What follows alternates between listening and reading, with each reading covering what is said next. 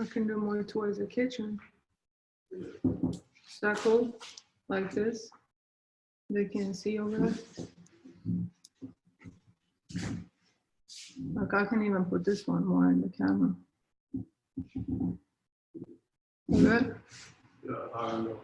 Okay.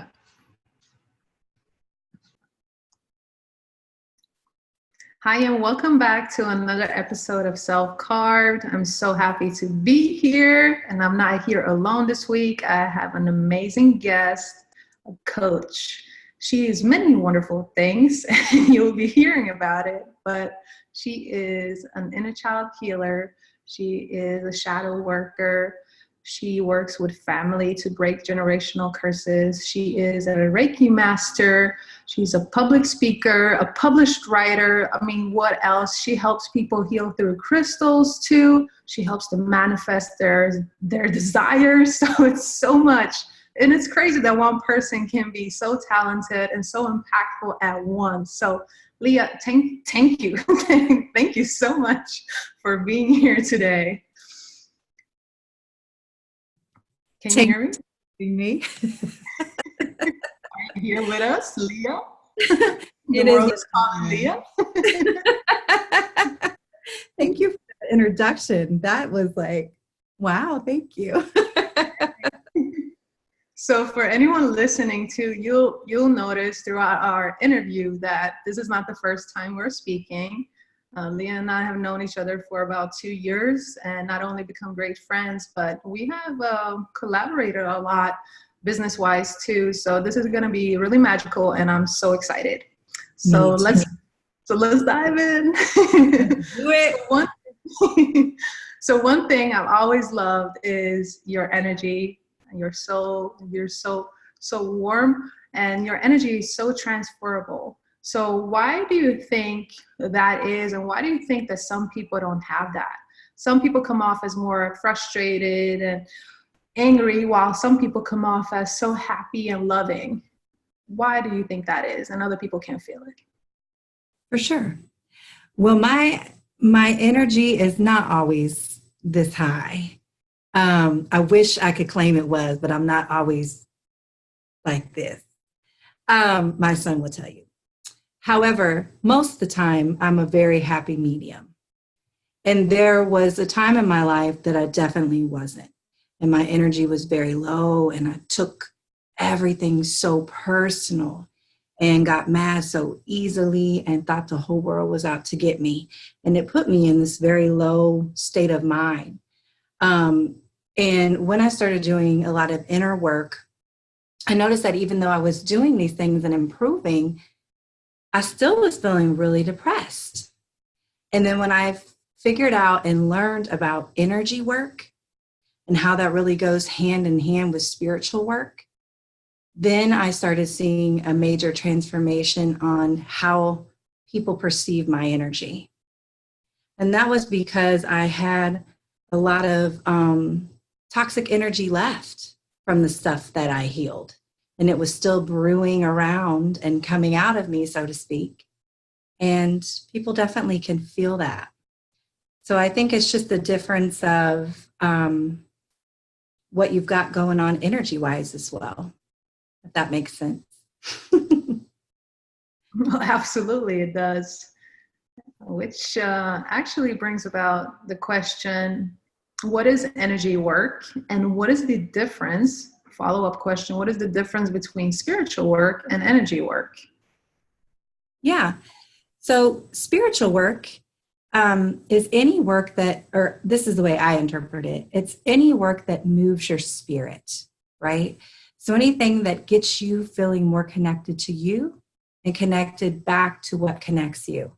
For me, that's my relationship with God, with Source, right?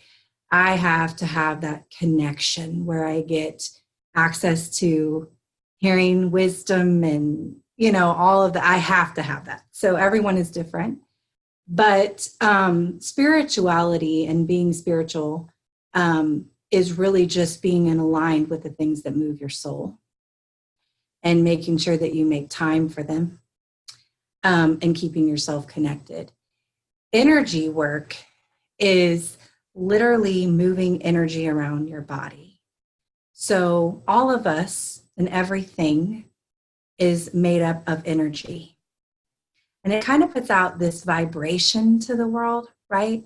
Of what it is, or if it's high, if it's low, if it's something we should approach, if it's something we should run from, you know?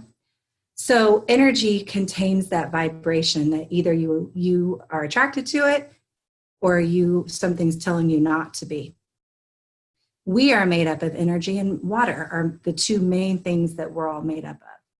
And there are many different centers in our body that are little wheels that spin energy around, which are called chakras. However, there's 7 main ones, right? And there's also 7 basic human needs that most people, well, not most people, that humans literally need to feel loved, supported, to feel like their highest self, to feel a connection. They need to have these 7 basic needs met.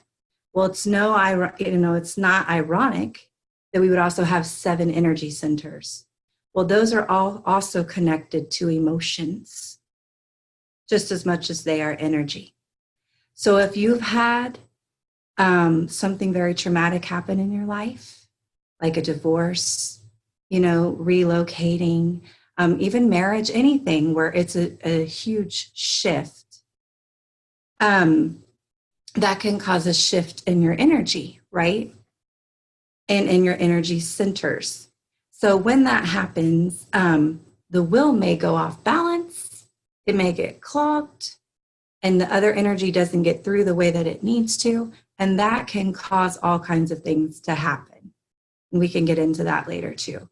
So doing energy work is making sure that that chakra system is working properly so that you're breathing properly, you're circulating properly, mentally, spiritually, and it's keeping your system aflow.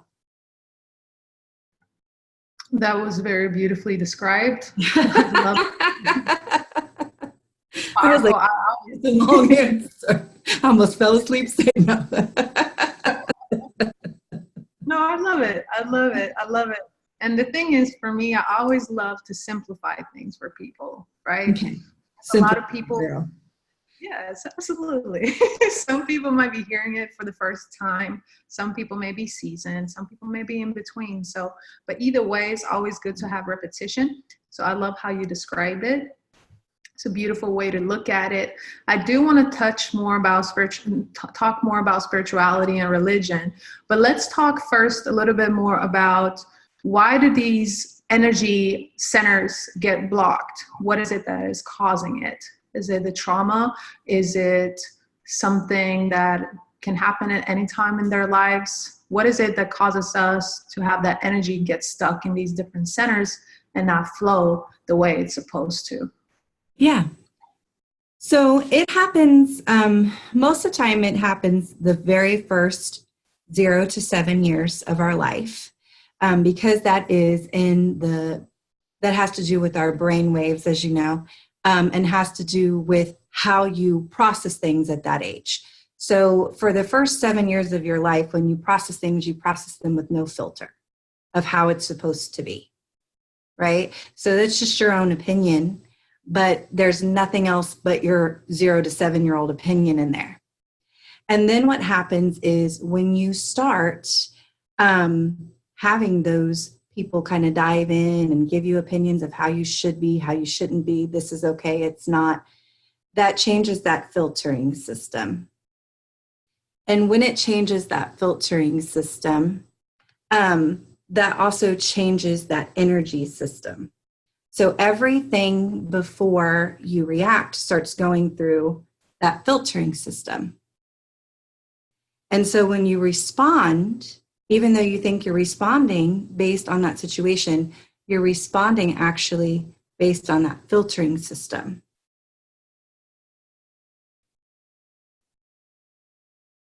And remind me what the question was, because I think I got off on a little rant there. No, that's it. I was asking, what is it that causes the energy to get stuck? Yeah. And so also it's anytime, thank you. anytime that you have a fight or flight response, there's been a fear activated, or something has happened, right? Then what happens is that creates almost like a shock to your system.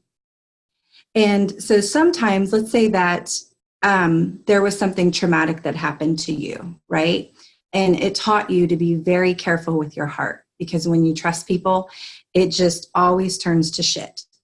So anytime that someone says, hey, baby, hits on you, you don't know why, but it triggers you, right? No matter how much work you do, it just keeps triggering you. Well, that energy was created, and that response was created by something that altered the way you saw it or the way you were supposed to see it. So then when that happens, that forms energy in that center. So in the heart, or if you never spoke your truth, you always had to be quiet as a kid, you will create energy that is going in your throat that is going to automatically respond when you go to voice your opinion. It's going to respond, that energy, because that's what's brewing in there until you move it out. Spirituality moves your soul and moves your mind, but energy work moves the things literally out of your body. It's pretty deep. I love it. It's really deep. Yeah, it's really deep. And that kind of, is that similar to what you were talking about? So Leo was talking about the other day about how we make different associations to words, right? And even experiences then. So if you are experiencing someone's treatment as such, or that one time it was so emotionally loaded for you, now when someone else comes around and tries to do the same thing, but with a different intention, now you're totally blocking that, and now you're reliving it, right? The fight or flight may come back, and now we continue to jack up this energy over and over again. Is that how it continues and then just gets more clogged up, or is that basically the cycle that continues? Or yeah, so your body talks to you all the time, and your body is telling you all the time, this either feels great to me, this feels scary to me, or this doesn't feel good at all. And when you keep sending it the same toxic energy, your body doesn't want that either. So at first your body's cool with it, right? But then eventually your body starts sending you signs like anxiety in your chest, or tons of pressure in your shoulders and in your neck. And you're like, where the hell is this coming from? If you ever look up online a free resource, is Louise Hay she spent, I don't know how many years doing research on what emotions physically do to the body, and how if you even have a foot cramp, what that really symbolizes, that you are afraid to move forward and to step into your path. Like, it's all symbolic, right? So with that being said, when you have these emotions and these emotions are triggered, they're causing reactions in your body parts. And if you ignore that, then what happens is it can become a health issue. So if you had a ton of sexual trauma and you didn't do any work, like spiritual work to remove that out, energy work, then what happens is your body may start where you have cysts and fibroids and all these other problems, really heavy cycles. That is your body's way of saying you have toxic energy in there, that if it's not fixed, that toxic energy is going to become something that becomes a health risk. yes, absolutely. It makes a lot of sense. And would you say that which science is saying it more and more, that most diseases that we're seeing today, or most these sicknesses that people are experiencing, cysts, like you said, and cancers and all those things, are they self-made? Ooh, that's a hard one. That's a hard one, because you get into kids that have that, and I still don't know how I feel about all of that, and that's another show, another day. But, well, I could get in. Some people believe that when you come here, that you have signed basically a soul contract to attend what we call Earth School. And that when you're at Earth School, there are certain things that you have to literally learn and master while you're here, so that you can move on and not have to continue to repeat life in this way to learn your lessons, your soul lessons that you can only learn as a human. So some people believe that anytime that something like that happens with a kid, even though we're not understanding that, is that they signed up to fulfill this kind of task or quest this time that they're here.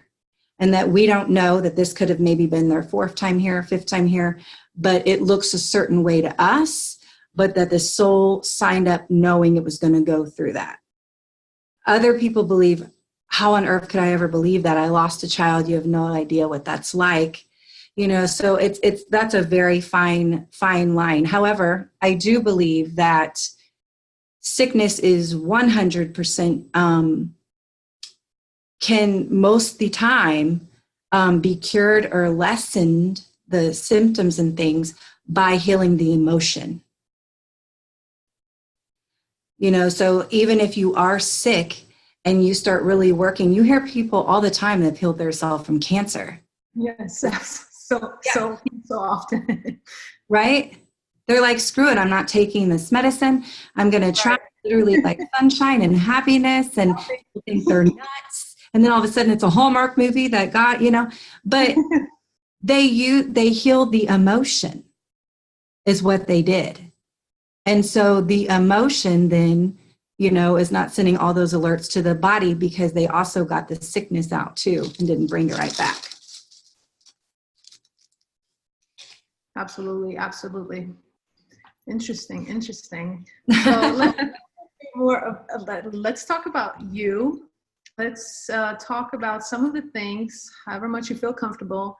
What are some things that happened in your life that made you feel called to do this work? And then we can take it on to talk a little bit more about inner child healing, what that's about, and why it's so important to continue to talk about that and continue to heal our inner child. So let's start with your journey first, and then we will take it there. You got some popcorn? You're going to need some popcorn. Y'all going to need some. Okay. We'll do the short. Grab a glass of wine, some popcorn. Right. More. Oh, I love it.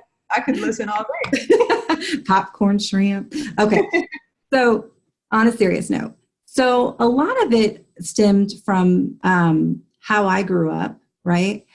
I grew up seeing firsthand how you can be successful at work, and how people can see you a certain way and you've got it all together, but when you come home, you lose your shit, right?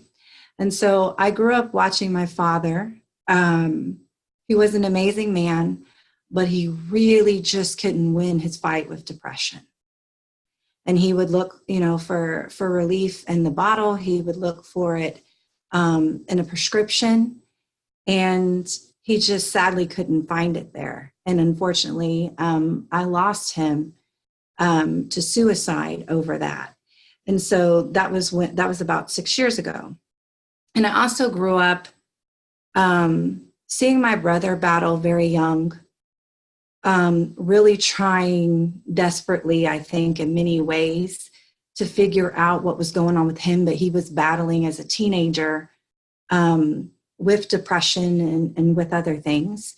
And I think that was really hard on him, and it caused a lot of problems in our family. And my mom did everything she could try to do to really hold our family together, but it took a toll on her too. And so I started seeing those things at a young age. And I also was going through my own things. I was really struggling with accepting myself. Hated the way I looked. I was always picked on and made fun of. And then I went through this brief phase, like brief, where I got to be kind of like, in the in crowd for a little bit. And I let it get to my head, and I started being kind of a bully myself, and have spent a long time, saying I'm sorry to those people, because it's not a phase I'm proud of at all. But I was also really a hurt kid hurting people. So there was just a lot of battles with that, and battling with really struggling in school. I actually dropped out of school when I was 16, 17, and ended up going back in my 20s. But yeah, school is really hard for me, and I couldn't catch on like other kids. And it was something that I was very embarrassed about. So anyways, I got an opportunity when I was in my 20s. I had applied for this job I had no business applying for. And I sat down, and I had this boss. I swear that he was an angel, half devil, but but he saw something in me. And I had no business having this job, but I had no master's. I had barely any of the things they were wanting. And so he's like, have you worked with teens before? And I'm like, no, I've been a nanny. So anyways, he says, well, I just kind of want to warn you what you're in for. So I learned that these are runaway teens that are in gangs. Some are awaiting trial. And so there was not enough warnings. But I took the job, and it was the best yes I ever said yes to in my entire life. These kids were they changed my life. But I saw what mental illness was doing to them and to their families, and how crazy it was that they could transform. Like, even with years of therapy, years of doctors' visits and everything, nothing made them transform like inner child work. And it was something I found on an accident, because I had a boss that said, do whatever you got to do as long as it's legal. Just, do what you got to do if you think it's going to make a difference for these kids. And so here I am going in there, and these kids are supposedly violent and all this stuff, and I'm bringing mirrors. They're like, what is this white girl doing? So I come in, and they just call me Marsha Brady. And I came in, and I have all these mirrors in there, and I don't know how this is going to go. Am I going to get slashed? What's about to happen? So I say to them, I want you to look in the mirror, and I want you to tell me what you see. So I'm thinking they're going to be like, bitch, we see you walking out the door. It wasn't like that at all. They were like, I see somebody that can never fit in. And they kept saying, and it was just amazing what happened that day. And so I knew there was something that if I could help heal the disconnection inside, that everything else would connect. And so that became where my journey and passion really started, was there. That's powerful. It's amazing how it all worked out, and it brought you to that place, and then to your mission. That is beautiful. So how long did you continue to do that? So I worked with my babies for 7 years there, and it broke my heart. I was so sad. I was going through a divorce, and I had no plans of leaving.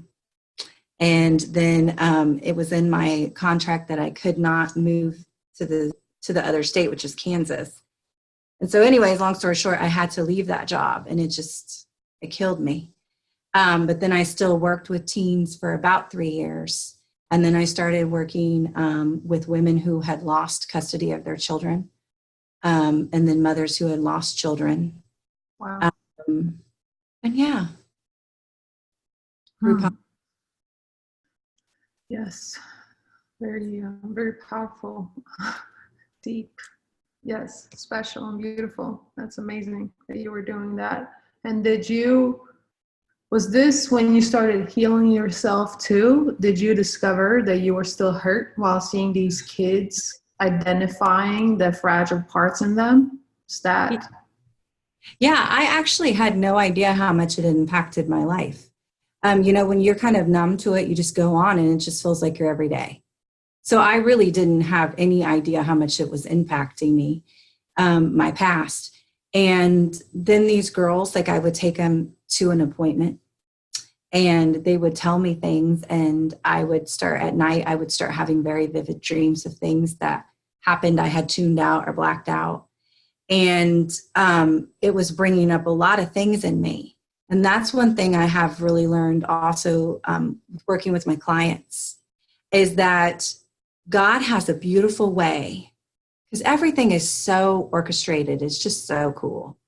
But God has a way of always putting the most perfect client in your lap that is everything that you need to work on. Every time I get a new client, I'm like, what?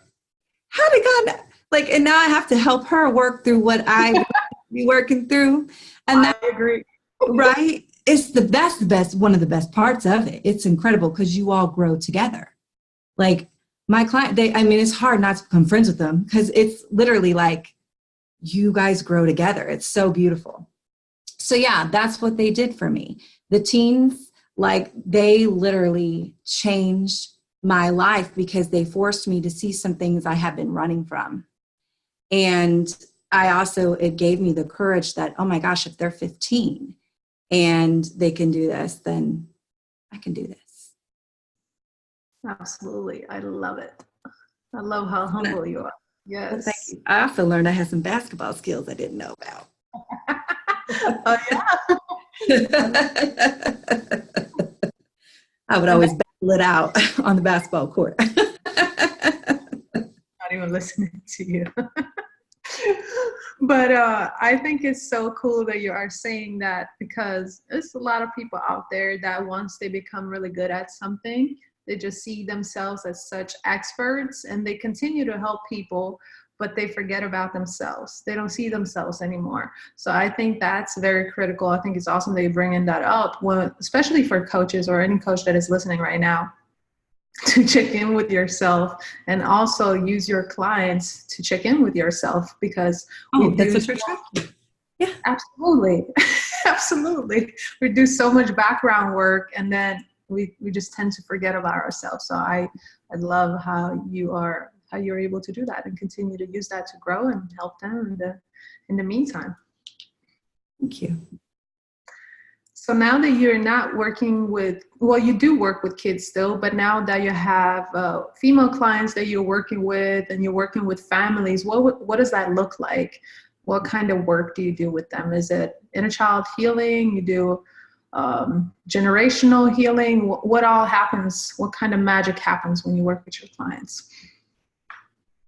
Yeah, so yes to all of that. So I did step away from working in the professional aspect in the mental health field. And now I'm an insurance broker during the day, I know. But I have the best boss. But at night and on the weekends, and during the day sometimes, what I do is I have clients that they're transforming. So their transformations all look different. So if it is a family, I like to, anytime that a mom comes to me and says, I have this kid and honey, she's an angel, but there's something going on. I need you to talk to her. And I say, well, I will, but I can't help her until I help you. And that always catches them off guard. But that is one of my biggest beliefs, is that if you heal the mother, you heal the child. And so I work with the mother. And I say the word work, but you'll see that if you ever have a call with me, because almost all my clients are virtual, it's not work. It doesn't feel like work. It's like this. I make them laugh. Sometimes I literally have them make weird sounds if I can tell that they're like, I'm not getting through, so sometimes it feels like they're laying down and they're doing a guided meditation with me. But what that is it's very much like a hypnotism. However, it's just spoken words, and I talk to their soul. Sometimes I'll talk to their inner child. Sometimes I talk to what I call as the wounded woman, especially a woman that's had a lot of heartbreak from men. And so I'll go in and I talk to her. I do what is called shamanic journeying. And so I was taught by a shaman on how to really respect the soul and talk to the soul in a way that you can go back and figure out where that soul kind of fragmented off. And you just talk to it almost very intimately and have it come back with the client. Sometimes the client hears me saying these things. Sometimes I just do it and they don't know. And so that is very healing to the client. Sometimes I do what is called Reiki, and energy work on the client while they're on the phone or when they're not there. And that is to simply move that toxic energy out of their body so that we're not doing all this work and talking to a wall where it's all stuck. So we do that. Sometimes it's crystal healing. Sometimes it's journaling. It just looks different, but it's pretty much the same with everyone, but they're just done whenever it's best for the client. Beautiful, beautiful. I love it. So a few questions. I'll try to do just one at a time. So when you are doing, this is awesome. When you are doing the energy healing, right? You're able to do that over the phone or over Zoom. Does this person truly have to be aware of what is clogged or what is going on and to be receptive to whatever you are saying? Or can you break through and release this without this person truly understanding this concept? Well, I believe, and I believe that the student has to be ready. So I won't do any work on a client without their permission. However, if there is a client that has told me something where there's something going on and they're refusing treatment, but they definitely need it, then I might intervene. But I have never done that without someone's permission. But what they do is they simply lay down when they're in person or when they're here. And even when I'm doing a crystal session and they're not there, I just make up a grid of their body and place those crystals on the chakras that I feel have the most trauma. And what I do is I connect to them. We do a little prayer and a grounding exercise, and it allows me to tap into their energy. And I can feel where things are trapped in their body. It's either a very low vibration, or sometimes I'll see a color that will let me know that there is things that are not aligned or they're in the wrong places. And so that's what we do. We spend time moving that around. Sometimes they don't feel anything. Then I have other clients that are like, oh my God, are you touching me? I can feel you. So it also depends on the client's energy. Because I had one girl swear I was in the room. I was like, girl, I'm not Casper. I make you. Awesome. I love it. I wish I was sometimes. I'd be messing with people. I'd be stealing chicken wings everywhere.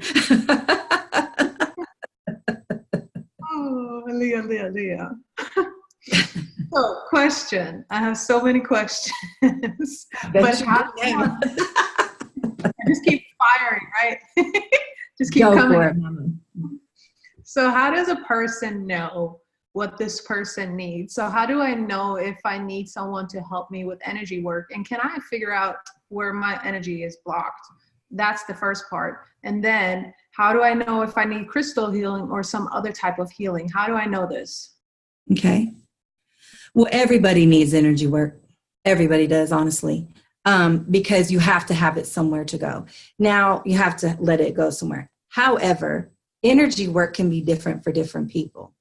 So energy work can be exercise, like you and Mr. Joshua, right? That'll be exercising. That is true. When you're at the gym, so you move energy around. See, I wasn't even going there. You move energy around. And when you're working out and when you're walking or when you're sweating, right? So that energy has somewhere to go. Every time that you take a deep breath out and a breath in, you move energy. But very few people breathe like that. We're always on this shortness of breath. And when you're stressed, you naturally shorten your breath. So you don't breathe the way you're supposed to. And because you don't exhale the way you're supposed to, that stuff remains trapped. Now, how you can tell if you need to be doing some chakra work is honestly, if you have tension in your body, you have energy stuck somewhere. If you are constantly fatigued and you're constantly irritated, you, like I said, you take things really personal.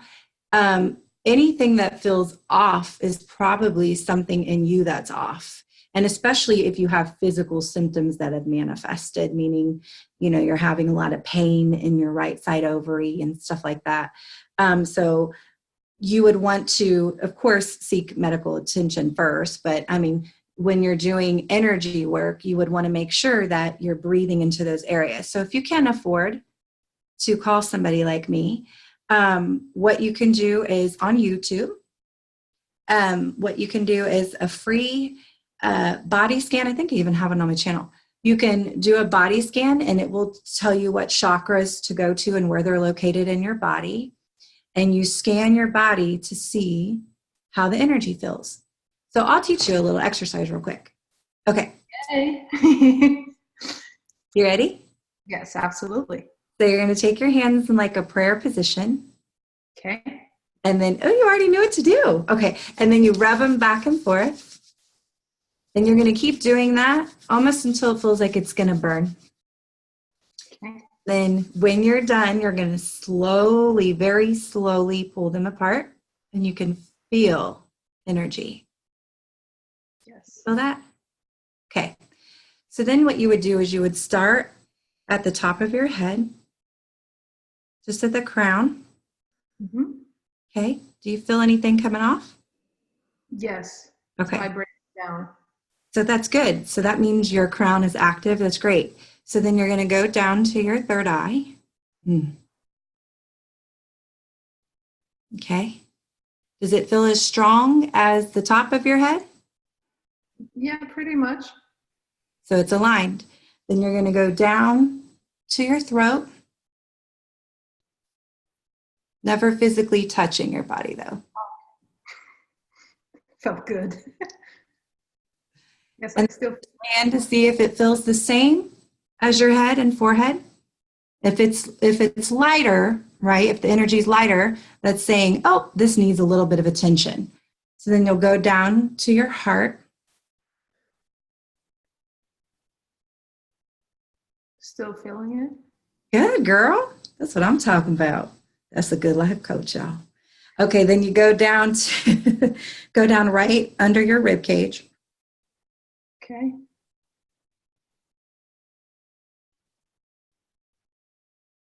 Still feel it? Good. Maybe not as strong, but I still feel it vibrating. Okay. And so you'll just keep going down until, because you've got more. You're going to have 7 total, then right above your belly button.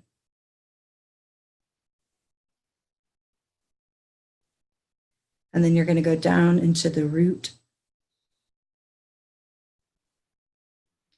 So that's a quick way to be able to tell if they feel different and they don't all feel the same. The ones that feel lower vibration than the others, those just need some attention. If you don't feel anything at all in that chakra, it really needs attention. Now, there is a misconception in a label that people tend to think, oh my gosh, I'm blocked everywhere. If you were really blocked, okay, you have to understand that that whole energy circle, that whole wheel would be blocked. So no energy would be getting through. If that happened, then you would definitely have an obvious health issue. So if you don't have an obvious health issue, it's very rare that it's actually blocked. It could be clogged. But blocking is pretty severe to label it. That gets a bad rap because it's not always automatically blocked. It just could be clogged. Yes, absolutely. Well, that was awesome. Thank you. That's what I'll finish there with that. So on YouTube, there are body scans that you can do, right? And they'll walk you through how to breathe breath into those areas. So that is really the quickest way to get the energy moving, is to do breath work. So if you simply just, when you're scanning, you breathe in and try to focus your breath where your hand is and allow that breath to sit there for a while. And that will help open those centers up. You can even do stuff like literally wear the color of that chakra, and that will help wake that bad boy up. So there's all kinds of things you can do. Feel free to ask me about it or use Google. Absolutely. I'm sure you'll have a lot of questions. That's great. I was actually going to make it a joke and say, what is blocked, since I have a headache today? And then you took me through the little scanning. So that was fun. So is it as simple as that? Or is, if you don't have frequent headaches, if they come occasionally, for people that have different symptoms, is it usually the energy that is blocked or clogged? Or is it something as simple as just not paying attention? Well, yeah, it is. If we're not paying attention to ourselves, we're not breathing, like you said. But is doing that energy work eventually going to take those symptoms away? Yes, as long as you are also taking the behavior away. So if you're doing the energy work to really work on the emotion and you're taking the behavior away too, then it is most certainly going to work. But if you're working on the emotion and insecurities about being overweight, and then you do that, and then you never get up and move, and you order 7 pizzas, it's not going to work. But if you are willing to also do the behavior that supports it, all of spiritual work, I say this all the time, it's never a one-stop shop. It's a sandwich. Like, it takes several layers to make it work. I have never met a soul that tried one thing and that one thing just cured it all. I'll find a little. My phone number is. That's how people want it to be. They want that, yeah. Real quick. The quick fix. Yeah, Call for $19.95 and you get 2 energy healings. That's what they want. That's hilarious. Okay, that's awesome. That's very detailed. So what is it that the crystals do then? Let's talk about that a little bit. What is the purpose of utilizing these crystals to, for example, with the work that you are doing, you're placing them at the different energy centers. What is the reason behind that, and why should people have crystals or do crystal healing? Okay. Crystals are a tool. They are a tool in your spiritual toolkit. So a crystal is all about energy. There is no way that you could look at a crystal and deny that God exists. Like, that bad boy is just it's just perfection. It really is perfection. So there is so much that crystal had to go through to get to you and to your hands. And there is so much energy in that crystal. So when we were talking about vibrations earlier and frequencies and all these big scientific words, what happens is when you are attracted to a crystal or you pick up a crystal sets off this vibration, this energy force. And it is said that the crystal that you're holding, especially if it's like a rose quartz, right? It has the vibration of what a healthy heart would be like, or even the same vibration of love or compassion, because they all have vibrations. Words have vibrations, all of it, right? So when you pick up a crystal, what you are doing is your body is responding to touching something that's at that healthy vibration of what you should be at. So when you are doing spiritual work on healing your heart, it's a beautiful tool that you can have, that you use with meditation, you use with prayer. Once again, I don't believe it's something that can just be used alone. I think it has to have intention set into it. And it has to be combined with doing spiritual work. Absolutely. So we can't walk around angry all day and then come home and grab our crystal. And put it in your brow and Yes. think that in your Xena, the warrior princess. No. Awesome. Love it. Love it. So, are you ready So I want to talk about this. I've been wanting to talk to someone about this, and hopefully whoever is listening right now wants to know more about this too. Let's talk about religion and spirituality. Oh, girl, you had me so nervous. I thought it was a surprise guest and I was on Maury.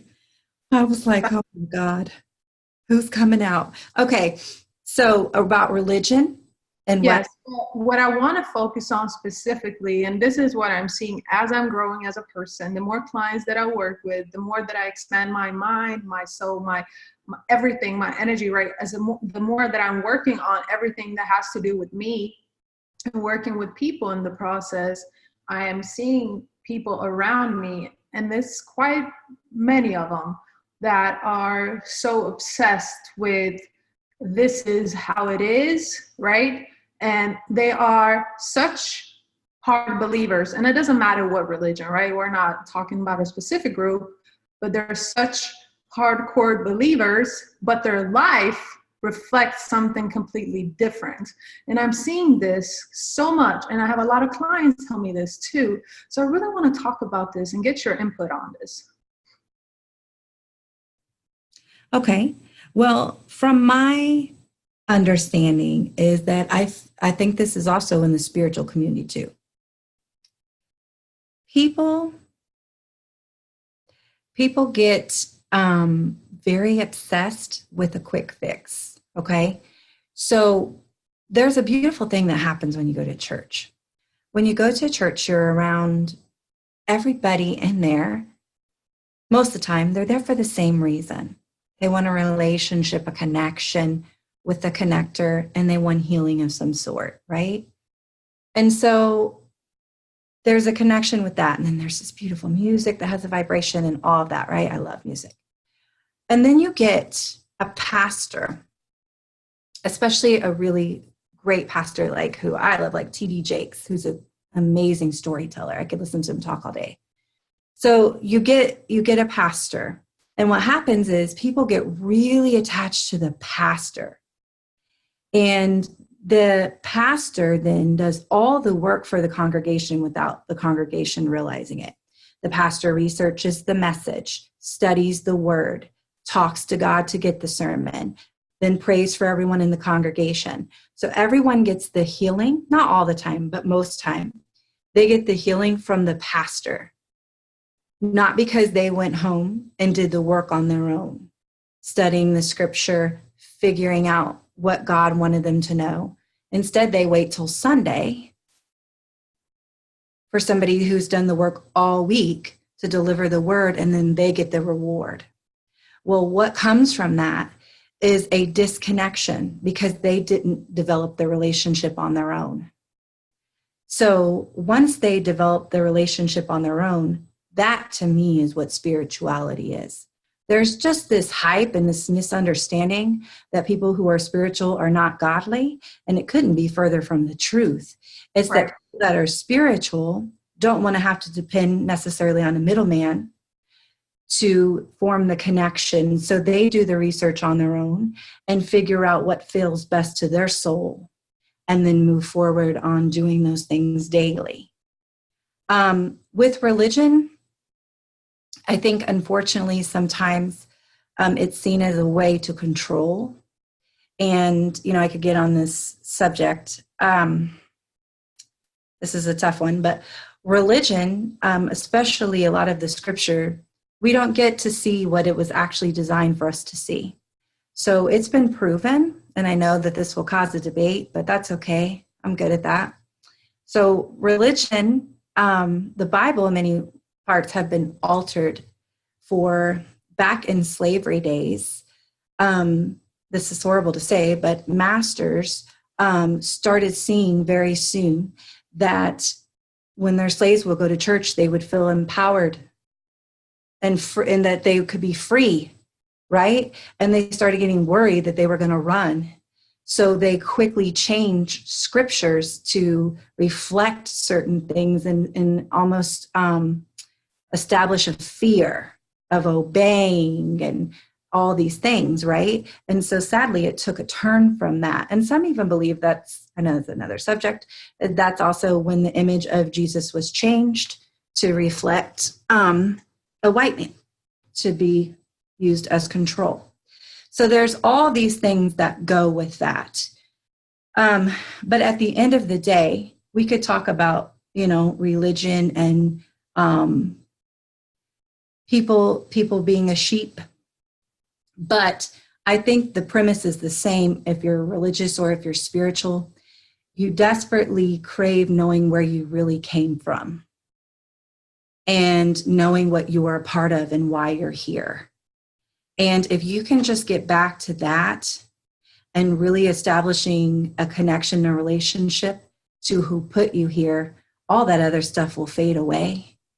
All these stipulations and all these rules, aka commandments, and all these things we have to obey. The more you start to develop that relationship with you and what you're connected to, it's crazy how you see rules and what rules apply to you completely change, But it's just having the desire to figure things out on your own. Yes. So much truth. Absolutely. Yeah, I just remember being little, and so much of religion didn't make sense to me at a very young age. I used to get in trouble, if you can believe that, because I would ask questions. I would say, well, I don't understand. Why do we pray to the son? I want to pray to the dad. Why do we pray to the son? And I would ask all kinds of questions about God. I'm like, I just want to learn about God. Jesus is cool, but I want to learn about God. And I remember at a very young age saying to them, well, I think we all have powers like Jesus. And they're like, I thought I was going to be sent to court. And I still believe that. I still believe that Jesus was sent here to show us a representation of what your life and my life could be like if we actually had a relationship with God and nothing else got in the way. See, Jesus didn't have Facebook and Netflix. Jesus got to walk all day and talk to God, right? And nothing altered his faith. And because nothing altered his faith, he got just this ability to see who he was because nothing altered that. And I do think that we are all capable of some really incredible things. And I don't think there's anybody here that's not gifted. So I think once you start really tapping into who you are and learning who God is to you, you'll be shocked what gifts come out. We're all gifted. And I think that was the message, is we were supposed to see that we are all capable of doing that if we follow the light. It's not that we're going to be punished, but we're definitely not going to be living like that. Yes. I wasn't expecting to go here, Ivana. Yes, my path words. But that's what makes it so much better. I love it. I love it. I love it. I think it's a lot of focus on the outside things and not enough focus on his character, right? And yes, I hear a lot the reason why we uplift and celebrate, and the reason why it's so huge to follow Jesus is because, right, despite of what people did to him, he still maintained his peace, his calm, and still maintained that relationship, right? So I think it's important that when we figure out a way to connect back with ourselves and really recognize, like you said, where we come from and everything that we possess, then it's less focused on all these things around us. They just automatically appear that we become a better person and we treat other better and all these different wonderful things that we're supposed to do, right? Not judge and all those things when we find a connection back with ourselves, right? And understanding where we come from. So I love how you describe that. Absolutely. Absolutely. Faith over fear. Faith over fear. Yes, absolutely. So can a person be Christian, Muslim, Buddhist, Hindu, and everything that we talked about today? Is this all still applying, or does this go against somebody's religious beliefs? I love to. One of my favorite questions. You know how many times I get asked if I'm a witch? And then I want to mess and be like, well, I just put a spell on you. Did you feel it? Okay. So no, this stuff. Okay. So this stuff. Most of it is so biblical. So do you remember in the Bible, because I know you follow that. So do you remember in the Bible how there was rubies and sapphires and how Jesus was like blown away by the beauty of the ruby and all of that? Okay. Yes. Well, that can also be called a crystal or a gemstone in today's age. So they've been around that long. And they were seen as beautiful then as they are now, and they were used in many parts of the Bible. Then you also even had essential oils back then that people consider witchcraft now. But essential oils, frankincense and myrrh, are referenced, I don't know how many times in the Bible. One of the most symbolic scenes is when the lady washed his feet and she had no money, but she somehow could get, access to that oil. So it's always been seen as something very sacred and spiritual, even back then. We've just twisted all this stuff for some reason. So if you came to me and you said, Leah, I have seen your future. Lenny Kravitz comes to you and he pops the question, right? Now, see, that to me would be a prophecy. Prophecy in the Bible, that would be a prophecy, right? If you saw something and it comes true, that would be a prophecy. And that is one of the most sacred gifts you can be given in the Bible. But if Cleo tells you that she saw your future, it's witchcraft. So these things are in the Bible, but it's just we are so pulled away from trying to understand them that we label them as some way. Now, as with anything, there's good and bad. There are people who have gifts of prophecy that choose to dishonor why they have it, right? There are people that may abuse their gifts, but there is good and bad, with everything. But spirituality and the things that seem new age, that everyone is trying, most of it's been around for centuries. They meditate all over the Bible. Right. And prayer is meditation. Prayer is meditation. Prayer is also, if I know this is gonna ruffle some feathers, but it's true. Prayer is manifestation. It's when you pray, you ask God for something, and then when it happens, it's manifested. Other people call that law of attraction, and other people call that prayer. And when the scripture talks about when three are gathered? More than right. two, I believe. Right. How basically that makes it more powerful. That's because vibration and energy, and you have three people focusing on the same thing. See, spiritual people call that law of attraction and manifestation. You all call it prayer. So we're all doing pretty much the same thing. We're just calling it different things. When you move into a home and you have a priest, your priest comes over and he blesses the home. What do you think he's using? Sage. He's using sage. But if we do that, it's like, what kind of witchcraft is Leah doing over there? But it's the same thing. And when I go through my home and I'm cleansing it, it's so that I can cleanse the things that are getting in the way from me being connected to God. It's actually very holy. Yes, girl. Absolutely. All about intentions. It's all about intentions. It is. And I think instead of us realizing that most of the things that we're seeking are pretty similar, instead of realizing that and working together and loving on each other more, we want to be so obsessed and upset about the different types of labels like you're mentioning, just because someone calls it this way or because they explain it a different way. Now, oh no, now you go against this. So it becomes like a little mini war that we are creating for no reason. I think instead of looking at, like you said, the intention and the original meaning for it, right? So I think it's important. I think it's great how you were able to illustrate that at the end of the day, we're all doing the same thing, right? We want something to change, something to manifest, something to happen in our lives. that is going to make us feel better, happier, whatever else it may be, or we may want it for someone else, right? And then again, we're sending that energy out, like you're saying, and eventually it gets manifested. So I love it. Well, and I will say, I think that a lot of people are moving away from the label of religion. You know, there's very few churches nowadays that have a label on them. Most of them go by non-denominational.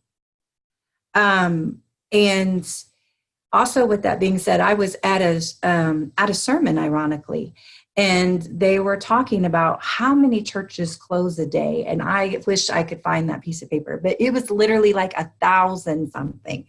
I was like, what? Around the US, close a day. So I think that people are pulling away from the parts of religion that have become non-healthy. And I really feel they're pulling more towards the versions that are healthy. And I think that a healing is going to happen around the world very soon. There are so many people that are so aware now. And you've got teenagers that, you know, they're all now figuring out their own faith very soon. Yes. It's so beautiful. And they're earth conscious, and they are trying to feed their self the right foods. And I mean, so this new generation, I think church is going to look completely different. Yes, absolutely. I totally agree. And that's something when I lived in Oklahoma, I have never in my life seen so many churches ever, right? Every corner. But I also was going to more church. Yes. But I was also going into the prison system, right? So my husband and I went to jails, juvenile detention centers, prisons, right? We did all that. And actually, I did some research. I don't know if it's changed now, but when I looked, Oklahoma had the biggest incarceration rates. So I'm like, there's a church at every corner, but everybody's getting locked up. And then I'm also seeing so many homeless people, so many alcoholics, right? So it really triggered it that I need to look into this more. Why are people so miserable when we have churches in every corners? So I think a lot of the stuff that you talked about, that you've covered, explains it. We have a lot of things that are happening to us that we are not working through, and we are not diving into, regardless of what our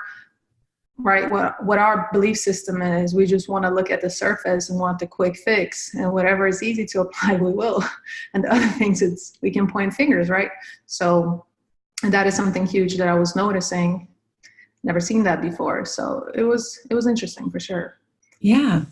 And I think that's also because, you know, like we said earlier, they're depending on someone else to deliver the message. And you can only get so far with that. And that's not fair to the pastor either. But you can only get so far with depending on someone else to have the relationship with God for you. That's not what you were sent here to do. Absolutely. Absolutely. All right. I think that's good. So let's move on. We're almost done. But we're almost done. But I want to talk about this because this is going to help a lot of women. What was the most challenging part or parts in your life, and how were you able to overcome that? Well, the most challenging part, and I always say, just because we're a coach, honey, don't mean we have it all figured out. We're all a work in progress. I still have caution tape hanging off of me. So my hardest part would definitely be relationships on an intimate level for me have a way of teaching me things that nothing else can, creating a vulnerability in me that I will admit I have ran from. I like to be strong and independent and all that stuff. But I had such a huge quest for so long to find the one. And I had no idea how I tried to turn everyone into that. You know, like if they even asked me on a date, shit, we hadn't even ordered salad and I'm already in my mind planning the wedding, you know? And, oh God, yes, can't wait. I'm thinking of our kids and selfies and all kinds of stuff. How sad is that? But I would secretly hope that everyone would be the one. And it became this major disconnection in me that I kept feeling like this outside source was going to be what saved me. And I just kept looking for saviors. And it ended up making me have to save myself in ways I should have probably never put myself through. You know, just looking for scraps of love, settling for anyone who would make time for me, answering calls that no man should ever be calling, you know, me at 1 a.m., but little Leah, craving love, would answer the phone, you know, and just settling for so much of my life I should have never settled for. And that's what it brought me to. It just brought me to this place that I felt so unworthy of getting love that I deserve or respect that I deserved. And so, yeah, that brought me to a very lonely place and a very dark place. And that is where I found me.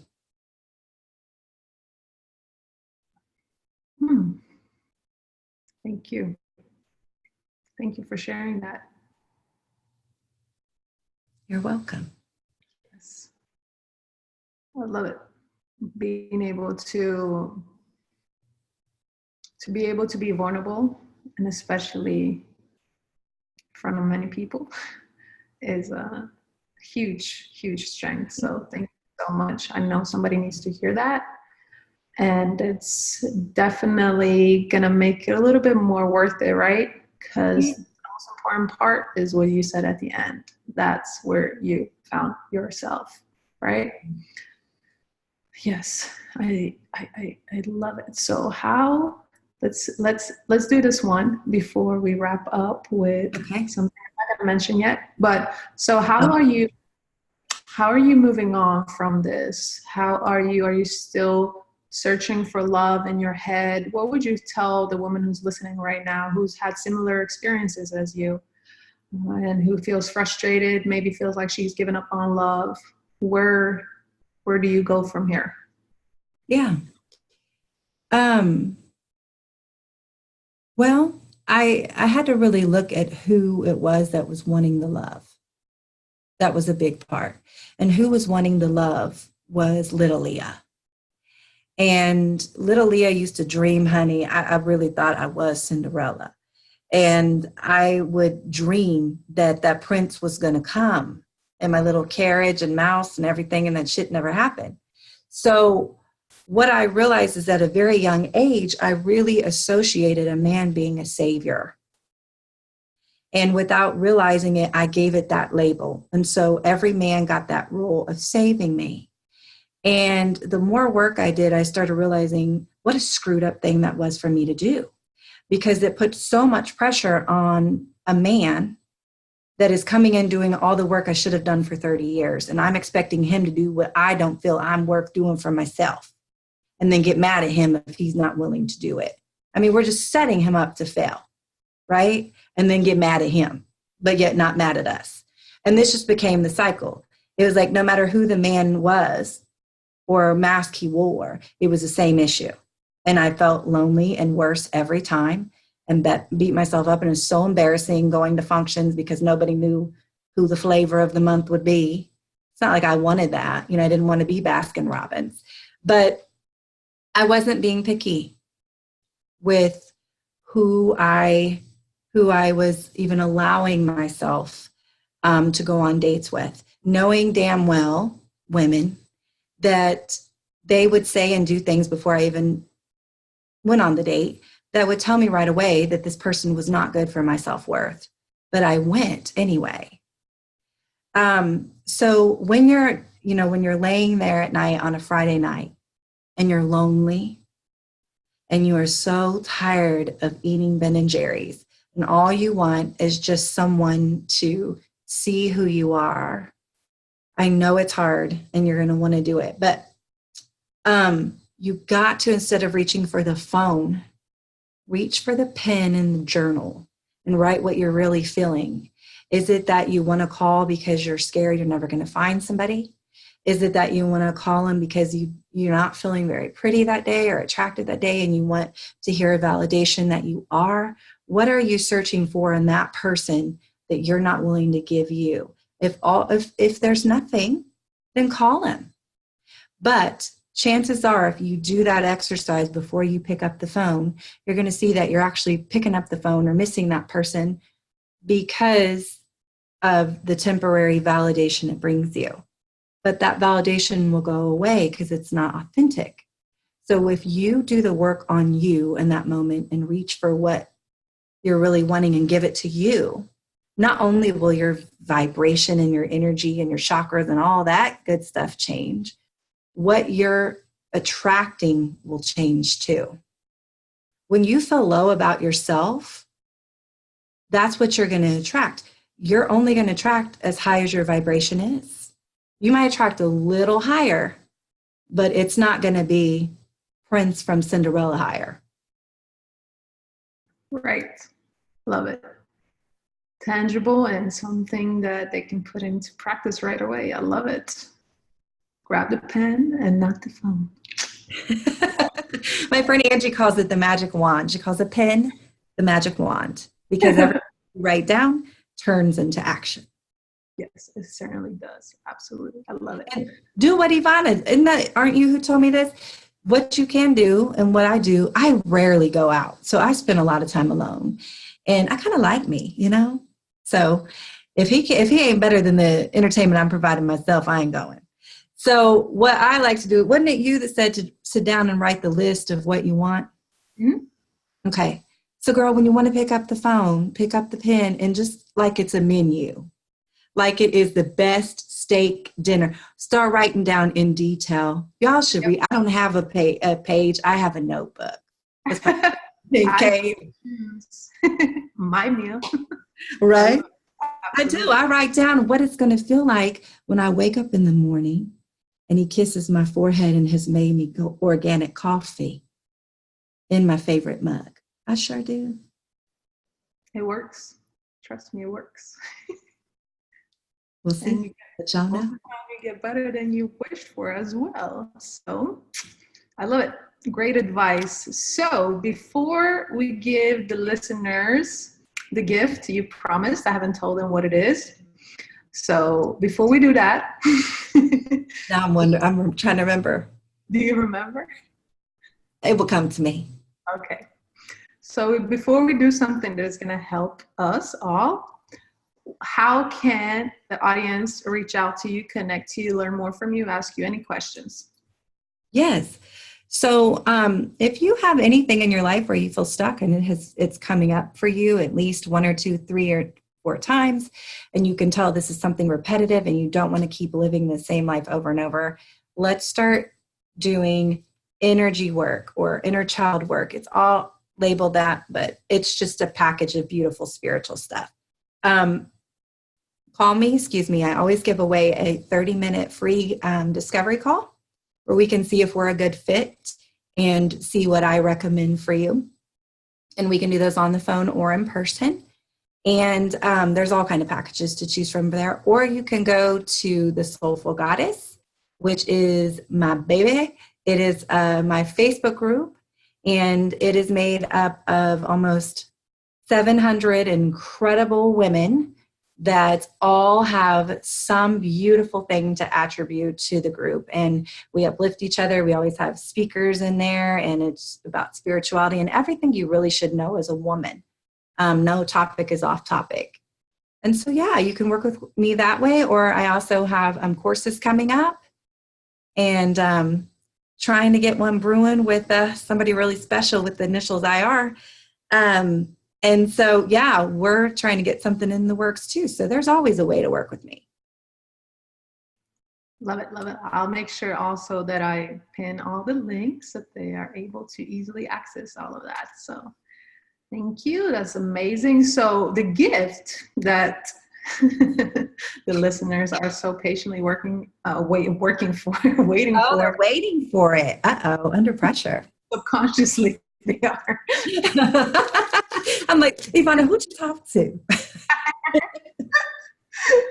So you had mentioned that you could do a little brief meditation, a little taste of what it is. We didn't even talk about that today. You'll have to come back and talk about the meditation work that you do, right? Your meditation. Yeah. We didn't even get into that. So if you want to do that or some other exercise that you want to get the audience a feel of what it feels like, or some breathing techniques, whatever you want to do. Okay. So, yeah, we can do that. I'll try to make it short and sweet because I know I've kept you a long time. Okay, and I will also give you a link to put in the comments that is a longer meditation that they can do. That is one I created so that I let them get back to their families. Okay, so the most important thing to do, honestly, is to just promise yourself that 5 minutes a day, you are going to breathe. I don't care if you are breathing and you're doing this on the toilet at work, and that's the only 5 minutes you get. It is 5 minutes that's going to help you be more mindful. So we'll just take a breath and we'll just breathe in our chakras. That's what we'll do. Winging it. Okay, so slowly take a deep breath in through your mouth. Swallow. Breathe out through your nose. In through your mouth. Ivana, stop making me laugh. Breathe out through your nose. Now I want you to take your hands and you're going to form a triangle and you're going to place them above your belly button. We are going to now continue to breathe in through our mouth, swallow, and allow that breath to go all the way down to meet our hands. Once it meets our hands, release.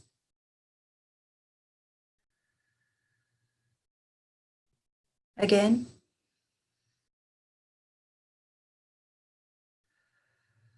This is the place as women, especially, we hold our power, we hold our courage and our creativity.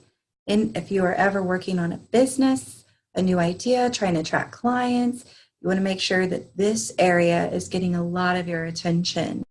Breathing in again to the root, letting it sit just a little bit longer, giving it a hug, and release. Now, as crazy as that sounds, we are already almost at 5 minutes. That's how quick it goes. So, I don't know, I might have just made that up. So you're going to go up and go into the middle of your stomach, breathing in. Hold it and release. Again. This time, really allow your shoulders to rise, and then when you exhale, let them droop.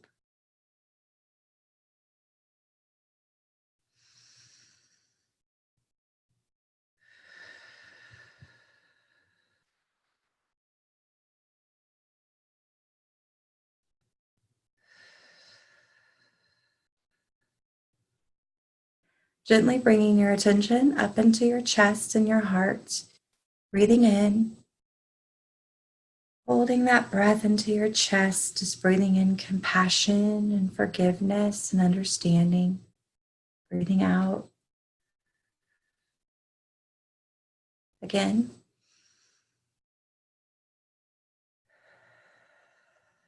You're just going to repeat this again until you get to the count of 5.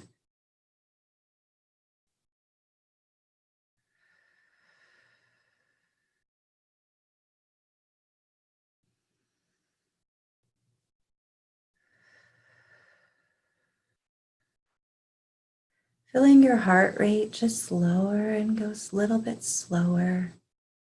Now moving up into your throat, knowing this is also where you hold so much of your power. Life and death is often spoken with the tongue. Breathing in Doing this for the count of 5, just allowing that breath to move through your throat, releasing any unspoken words, anything you've been holding back.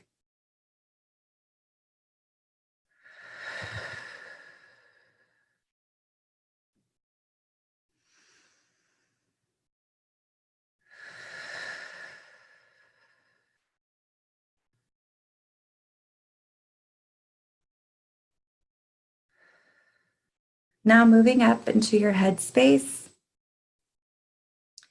and just allowing yourself to breathe in through the top of your head, allowing that breath to go all the way down to your crown. Knowing that this is how we connect with spirit. So many messages from the divine come in this area, but so many of us are blocked or clogged from negative self-talk and limiting beliefs. So you're just going to breathe in 5 times into that space.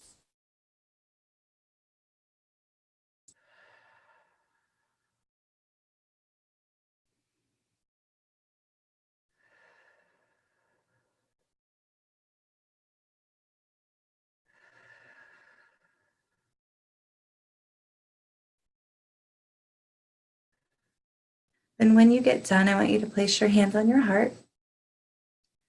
Keeping your eyes closed, I want you to imagine that above you is a beautiful, sacred, white waterfall. This white waterfall is full of God's protection, of God's guidance and love and healing. Imagine that waterfall pouring all over your crown, filling it with light, healing any darkness.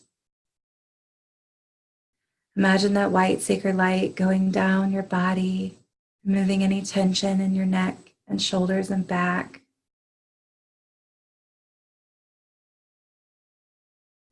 Feeling that waterfall just pour down all through your chest and your stomach,